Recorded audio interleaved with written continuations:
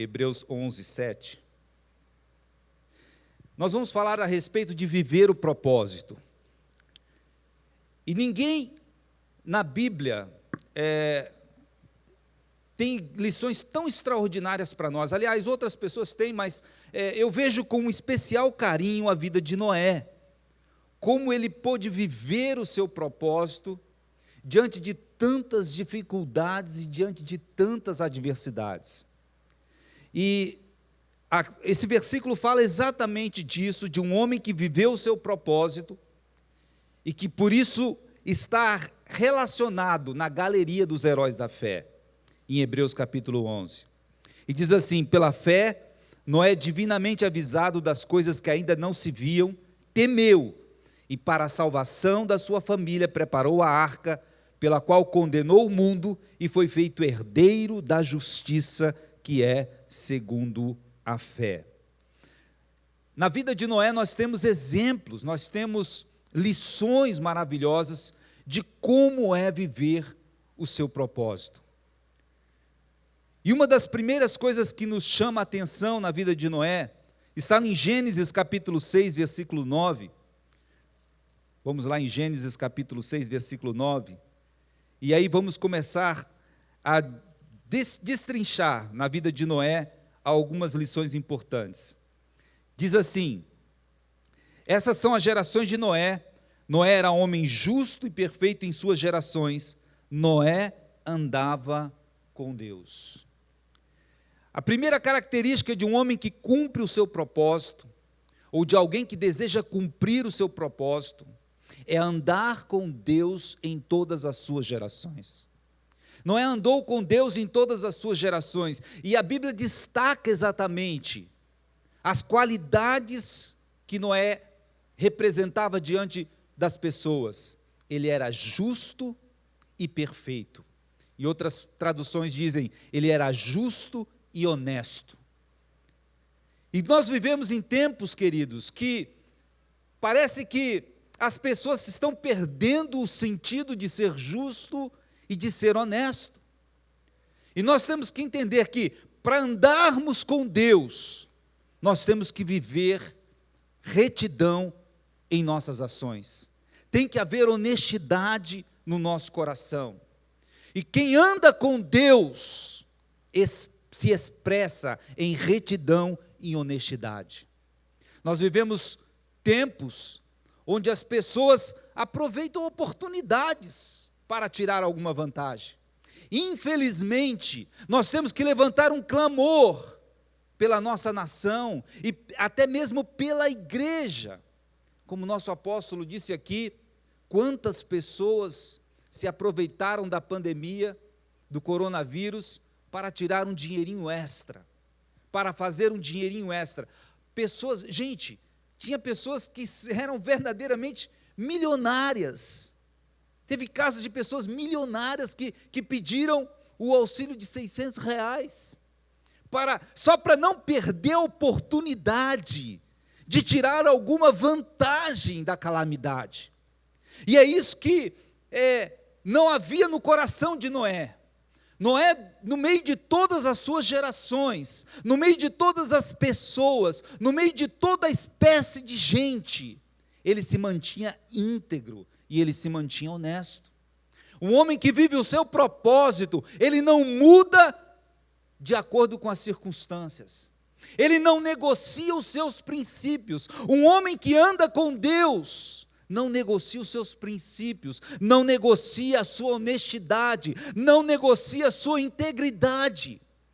E é por isso que nós estamos levantando um clamor, e nós cremos que esse espírito de corrupção, que não está apenas no governo, nas autoridades, mas está permeado pela sociedade, que ele bata em retirada da nossa nação em nome de Jesus. Precisamos viver o nosso propósito. E para vivermos o nosso propósito, nós precisamos ser íntegros na nossa caminhada com Deus. Ele era um homem que vivia aquilo que Deus tinha para a sua vida, e não movido pelas circunstâncias e pelas oportunidades baratas. Nós não podemos acreditar que a ocasião faz o ladrão, não. Nós temos que acreditar que os princípios de Deus estão morando e residindo em nosso coração e já fazem parte da nossa vida, amém? É isso que nós temos que viver. Nós temos que ser íntegros e viver essa justiça e essa honestidade em nosso coração. Mas agradecemos a Deus pelo perdão e pela misericórdia. E não estamos aqui para julgar e para condenar ninguém.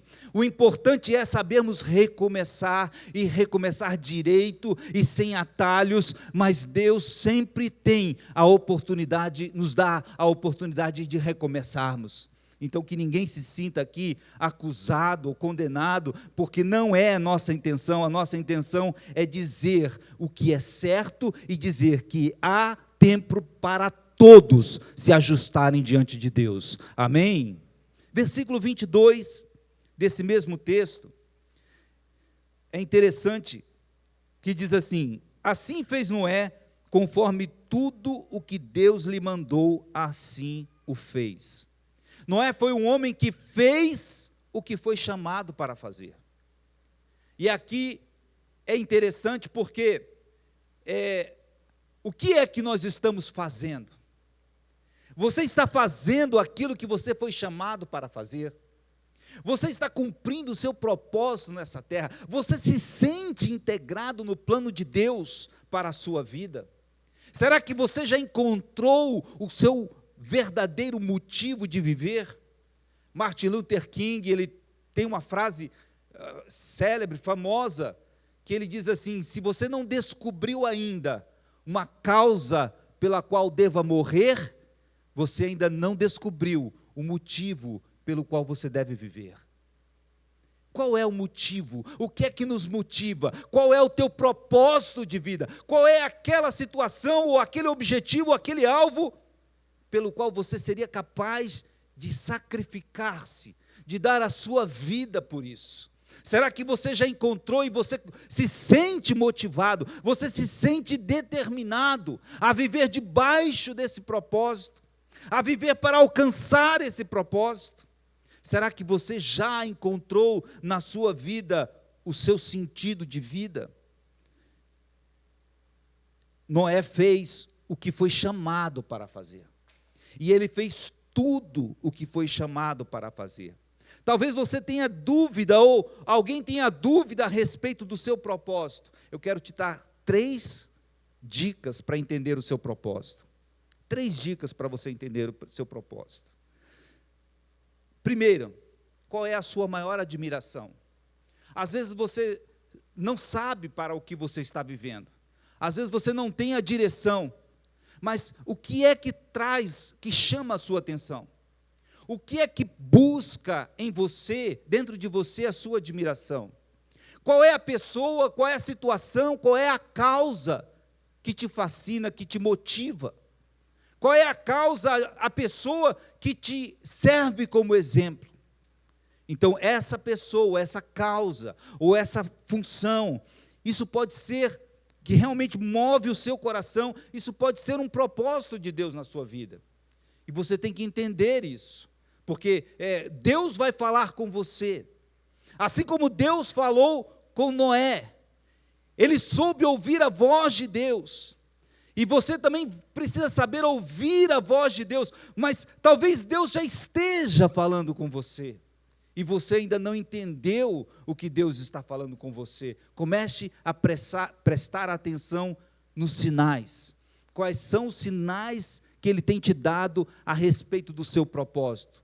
Um dos primeiros sinais é aquilo que te admira, aquilo que causa, que atrai a tua atenção, aquilo que mexe com o seu coração, talvez uma causa, talvez uma pessoa, talvez alguma coisa que mova o seu coração, o seu sentimento, pode estar ali na conexão com essa causa ou com essa pessoa, o seu propósito de vida.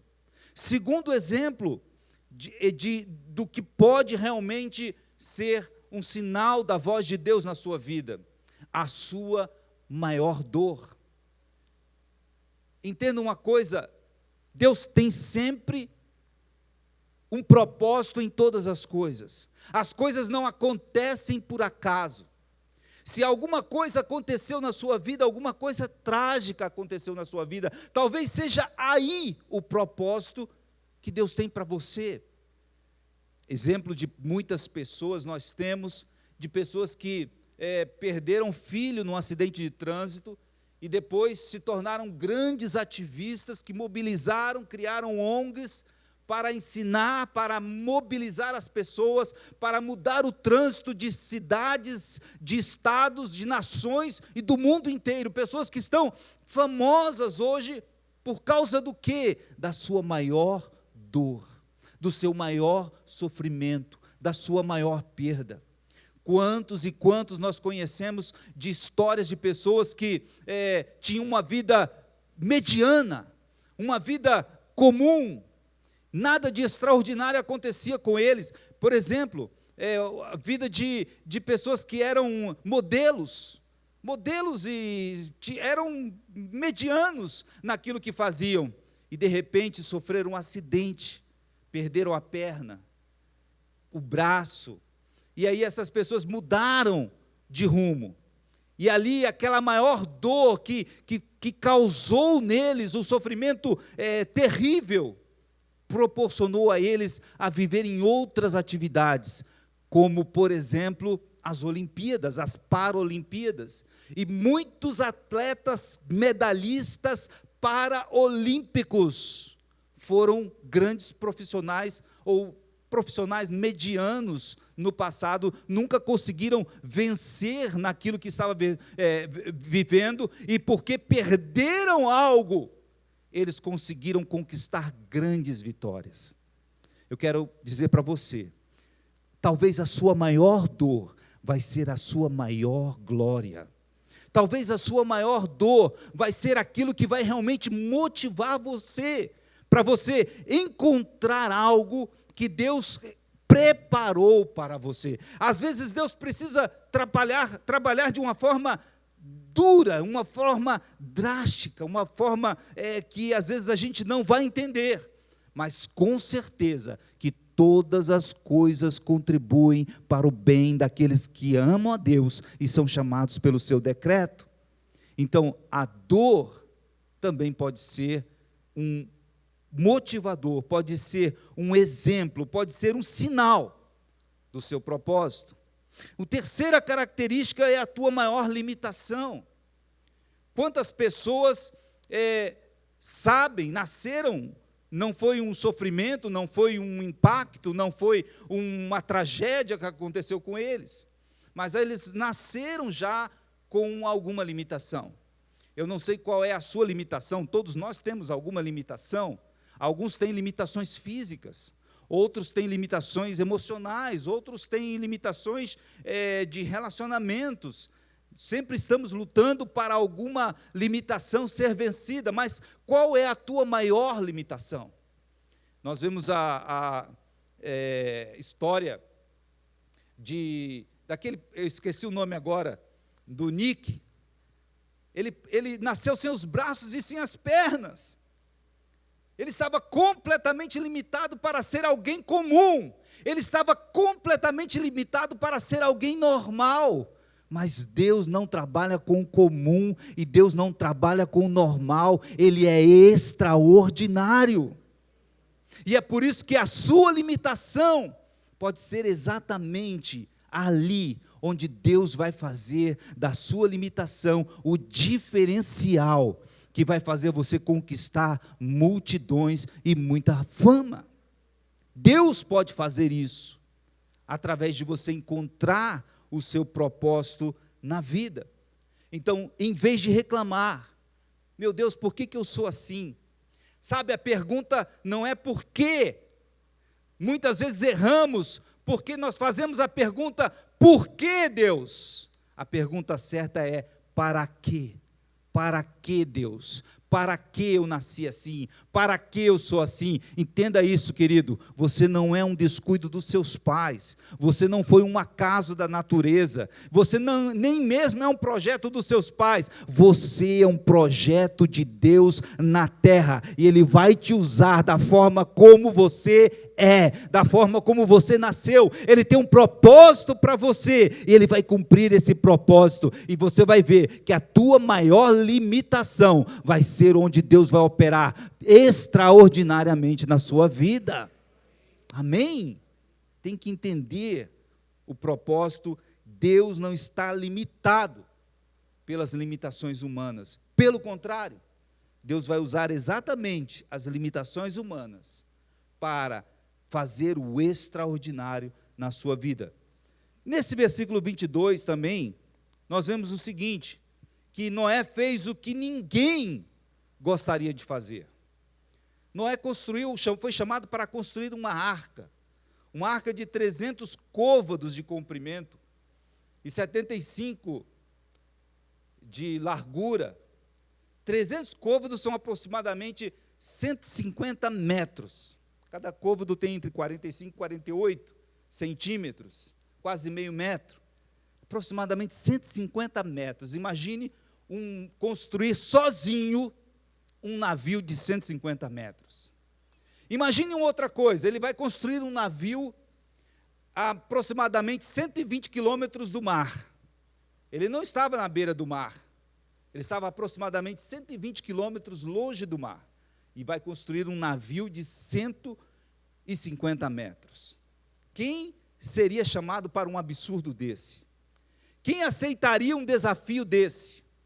Entenda uma coisa, cumprir o seu propósito na terra, tem que aceitar desafios.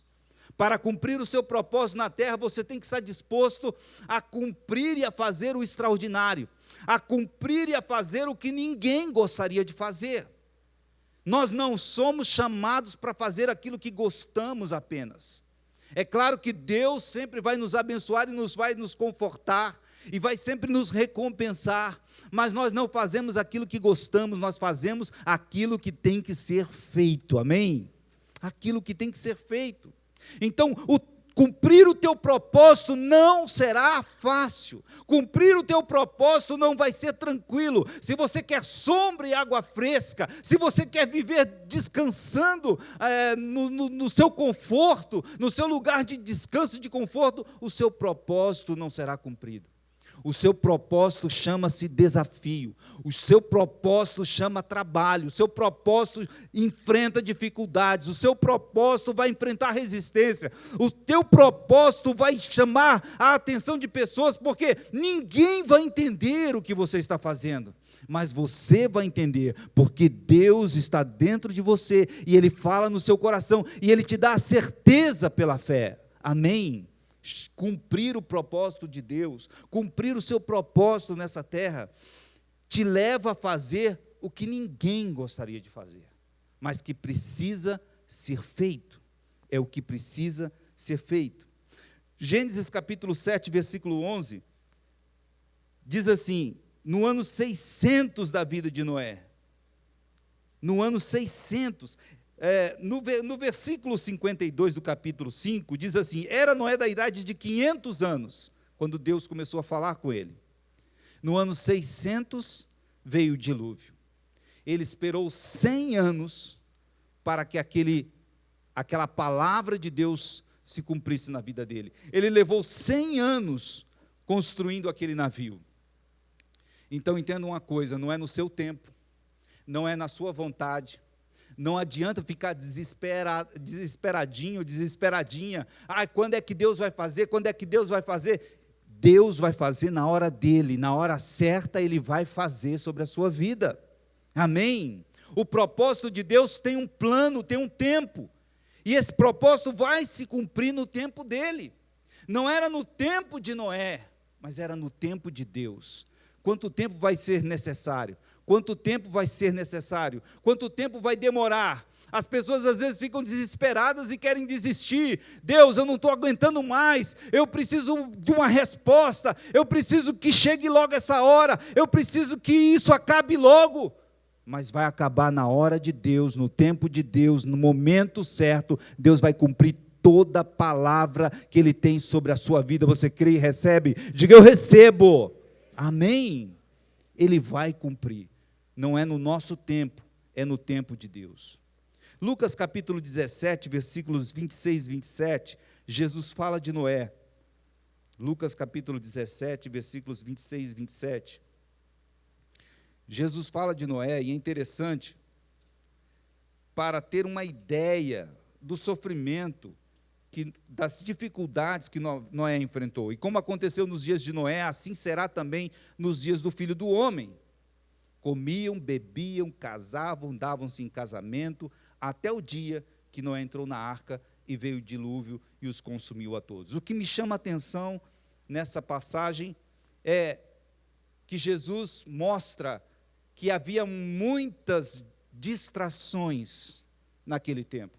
É exatamente esse sentido que Jesus quer colocar. As pessoas viviam o seu dia a dia, e as pessoas viviam festejando, comiam, bebiam, casavam-se, davam-se em casamento, ou seja, havia muita festa, havia muito motivo das pessoas levarem a sua vida cotidianamente, vivendo uma vida normal, entre aspas. Mas Noé não viveu essa vida normal. Por quê? Porque ele tinha um propósito de Deus na sua vida. Ele tinha um propósito a ser cumprido. Então, viver um propósito, além de exigir muito trabalho, exige foco e determinação. Viver um propósito exige que você não se distraia com as coisas dessa vida. O nosso apóstolo ministrou na live, terça-feira, uma palavra poderosa sobre fascinação. E o que é que está fascinando as pessoas? O que é que está distraindo a atenção das pessoas? As pessoas que não tiverem foco, eles não vão atingir o seu propósito. Os americanos, eles admiram os brasileiros.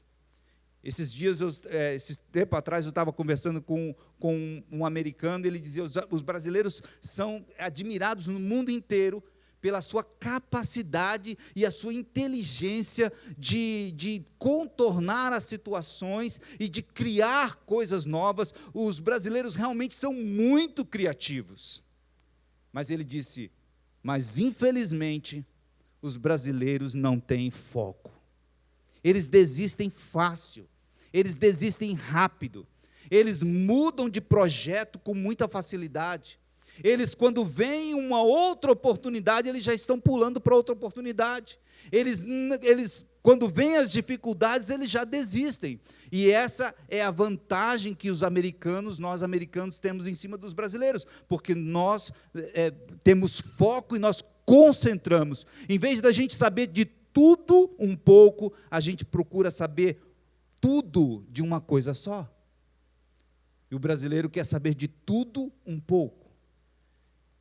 É importante que nós entendamos que para cumprir um propósito, é preciso ter foco, é preciso ter direcionamento. Nós não podemos nos distrair com as oportunidades que estão à nossa volta. Com certeza Noé foi convidado para muitos casamentos, Noé foi convidado para muitas festas, Noé foi convidado para muitas distrações, mas ele tinha foco, ele tinha determinação, ele sabia que ele tinha algo maior a cumprir. Então, quem vive um propósito, ele não leva uma vida comum, não é uma vida comum, ainda que nós possamos desfrutar de tudo que Deus tem feito nessa terra, de tudo que Ele tem estabelecido nessa terra, nós desfrutamos, mas entendendo que nós temos um propósito maior, nós temos um foco maior naquilo que Deus tem colocado no nosso coração.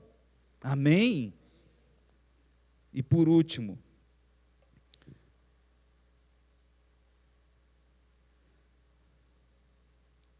ele sabia que quem estava no controle do propósito era Deus. 1 Pedro, capítulo 3, versículo 20. 1 Pedro, capítulo 3, versículo 20. É interessante esse texto, eu confesso que eu não tinha percebido essa situação, mas diz assim, os quais no outro tempo foram rebeldes, falando da geração, quando a longanimidade de Deus esperava nos dias de Noé, enquanto se preparava a arca. Olha essa expressão. Deus estava interessado em salvar aquelas pessoas, enquanto se preparava a arca, na qual poucas, isto é, 8 almas, se salvaram pela água. O que esse texto nos chama a atenção é que, durante aqueles 100 anos que Noé estava construindo a arca, Deus podia mudar os planos. Deus simplesmente, se as pessoas se arrependessem durante aqueles 100 anos, Deus simplesmente não mandaria o dilúvio sobre a terra. É interessante que uma outra passagem fala de um profeta que ficou extremamente aborrecido porque Deus não cumpriu aquilo que ele havia falado, entre aspas. Por quê? Porque Deus disse: dentro de 3 dias eu vou destruir Nínive. Começa a avisar as pessoas que dentro de 3 dias eu vou destruir a cidade. E aí Nínive se arrependeu. O profeta ficou lá, no monte, na montanha, esperando a destruição da cidade. Como seria? Por fogo, por uma explosão? Como seria? E a destruição não veio. E ele ficou triste por causa daquela situação. Ficou triste. Deus deu uma lição depois para ele por causa de uma boboreira. Mas o que é interessante é que, diferente de Jonas, diferente do profeta Jonas, Noé, ele sabia que Deus podia mudar tudo aquilo. Ele estava construindo uma arca de 150 metros de comprimento, um navio do tamanho do Titanic. Mas ele disse: Deus, eu estou fazendo isso, mas eu sei que a tua misericórdia é grande. Eu sei que a qualquer momento você pode mudar os planos. Eu sei que o plano está em tuas mãos. E o que é isso que nós temos que fazer? Nós temos que escrever os nossos planos, mas deixar a borracha na mão de Deus, porque é Ele que é o Senhor da nossa vida, é Ele que tem longanimidade e misericórdia, e quando nós fazemos isso, nós encontramos direção em Deus. Se coloque de pé.